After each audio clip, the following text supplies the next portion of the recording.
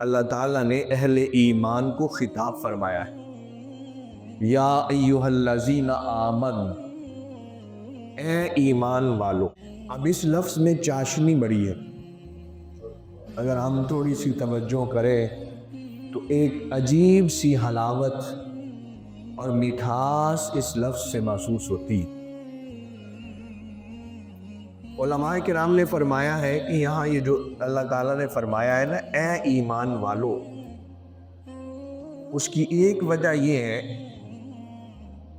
کہ آگے جو حکم دیا جا رہا ہے جس عبادت کا، وہ تھوڑی سی سخت ہے، یعنی بھوک اور پیاس کو برداشت کرنے والی عبادت۔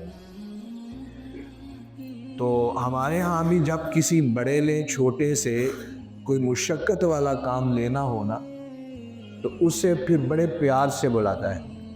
والدین ہیں، اگر اپنی اولاد سے کوئی مشقت والا کام لینا ہے تو اسے پیار سے بلائیں گے، پیارے بیٹے بات سنیے، پیارے بیٹے ایسے کیجئے۔ تو اللہ تعالیٰ نے یہاں بڑے پیار سے مخاطب فرمایا ہے۔ یہ تو تھا نا اس کا لفظی معنی، اے ایمان والو۔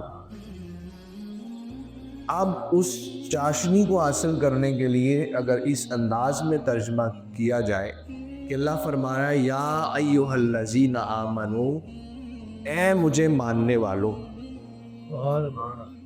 اے میرے پیارے بندو، تاکہ جب اہل ایمان اس خطاب کی چاشنی کو محسوس کریں گے پھر انہیں روزے کی سختی محسوس نہیں ہو۔